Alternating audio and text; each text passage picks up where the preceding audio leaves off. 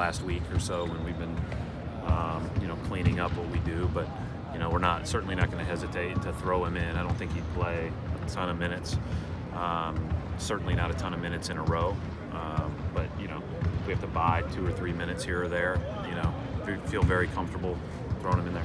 You want us to find out a little more tonight about how you generally feel about where you guys are at now after run. Yeah, I feel good.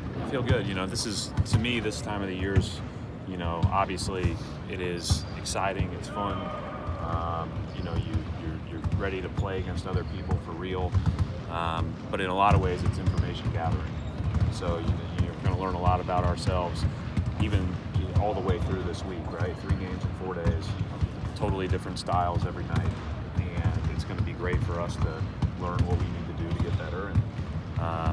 And we'll be in position where we'll really be tested every single night. Certainly in this one, it's been well documented how good they are. How far into the season does the information gathering phase go? What's kind of like? It just kind of depends on who you are, right? But I think with our team, we're going to be doing a little bit of that. I think we have an idea about what our best version looks like. But time will tell once we get out into real games. But this is one of those things that we've talked about a lot, is that we're gonna make sure that we do it right by getting better every single day. And I'm looking forward to that challenge. This is a great challenge to start off. We're gonna learn a lot about ourselves tonight.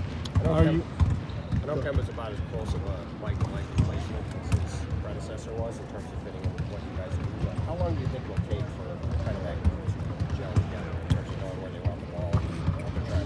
We'll see. I don't know. They've been great together so far. I've said this many times. We've been really lucky. We've had all NBA play at the point guard for the last 4 years. So we've been really lucky here, and we've got another really good point guard. And we've got to make sure that we do our best to get everybody to play at their best. And I think he looks like he feels more and more comfortable every day. Yeah, he just mentioned that one of his challenges is to not be too passive with this group and this talented group. Is that something you guys touch on in film and keep on him about, or is that? Just told him to be himself. Just tell him to be himself. Are you going to go with that lineup that starts Tice at the 5? I think I have to announce it 30 minutes before, right, Mark? Mm-hmm. So I'll probably do that. It's like 30 is the new number. Even though we're meeting at 35, we have to announce it at 30. So maybe we'll have to send someone out of our meeting to do that. So, I don't know who's going to start. We haven't had enough time to think about it. How much more do you value familiarity than maybe certain talent upgrades in certain positions? Tell me what you're asking. I'm not. Like guys who've been here, familiarity with one another, continuity, yeah. I mean, we just haven't had very much of it over the last 7 years. There's been 1 year where we came in, 2 years where we had a lot of it, right? The year where we went to the Eastern Conference Finals in 16-17, and that team wasn't great defensively, but was great offensively right out of the gate.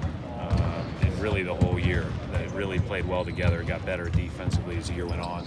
Last year we had a lot of continuity, and part of the challenge of last year was because we had so many guys in decreased roles, that was going to be a challenge, right? We all knew that. It's been well documented. So we've had moments where we were all new. We had four new guys, or 4 guys back and 11 new guys a couple years ago, and started off the season really well. So I just think it depends on the team. Sometimes it depends on your schedule. Sometimes it depends on a lot of other factors, luck. But we like our team. We'll get better as the year goes on, and we'll see how we are tonight. Brad, how about you going on the Sixers? Starting them leading up. I said this yesterday. I think they're the most talented team that I've seen. It's pretty. I didn't stay up and watch the game last night, so I don't want to. I'm not trying to compare teams, but they're certainly, body for body, pound for pound, as talented as I've seen. But Ennis very active off the court. How remarkable is his ability to balance both life? Yeah, I mean, he's passionate about what he talks about, and I think that's really important. We talked about how the league has always really encouraged that, and I'm really excited that I work for a league that does that, and he's done a good job of passionate about everything that's going on in his native country, and also focusing on his task at hand when he is at work and practice. Coach Kemba was just talking about how he's super excited to be on national TV. He's never done this before on opening night. I know you always talk about, when you guys play on holidays, just the, having that opportunity to play in a featured game. Why do these environments excite you? Excite me or Kimba? Well, you said that you enjoy them as well. I enjoy all 82 games. I think it's a challenge every single night, whether it's broadcast locally, on NBC Sports Boston, whether it's broadcast on, a national platform, whatever the case may be. With the way the world is right now, people are going to see the game or see the highlights anyways. So I don't get too caught up in when it is or who it's broadcasted by, but more so how we need to play.